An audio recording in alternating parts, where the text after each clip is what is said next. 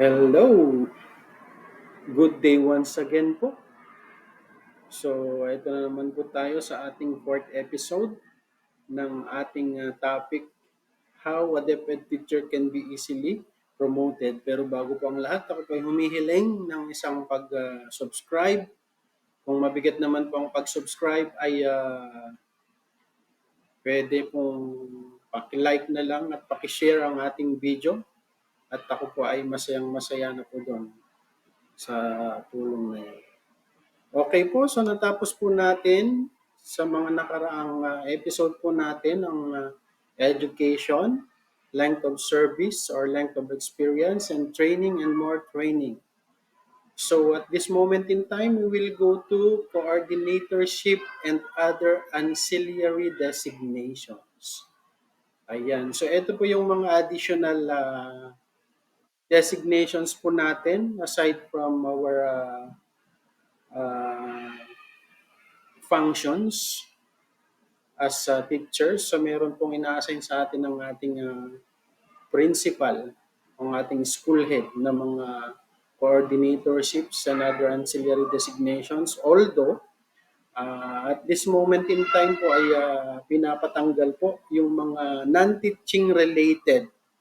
So ito po non-teaching related coordinatorships po ang pinapatanggal po. Pero pag po ito ay teaching related activities.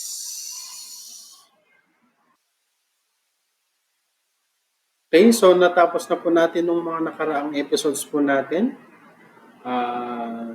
Ang education, length of service, or length of experience, training and more training, coordinatorship, and other ancillary designations. So, next po tayo.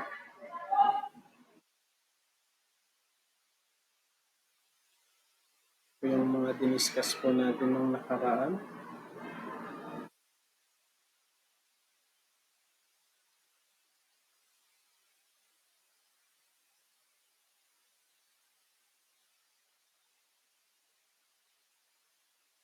Okay, so this is it, coordinatorship and other ancillary designation. As what I have said a while ago, ito po yung mga additional work po ng mga kasamahan po natin, or natin, mga teachers, na magkakaroon po kasi tayo dito ng mga MOVs or papers, pertinent documents, which is necessary for the promotion.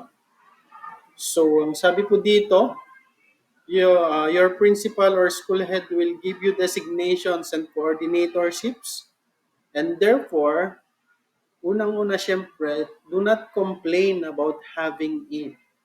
Diba? Instead, perform our duties properly. Our designations will help us get promoted easily.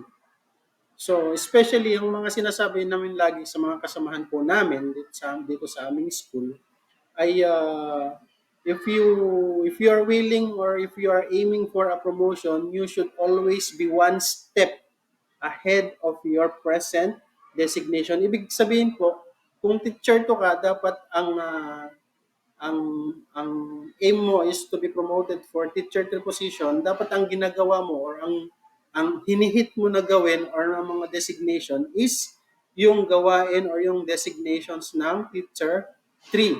Kung teacher 1 ka naman, dapat ang ini-aim mo na designations ay yung designations ng teacher 2.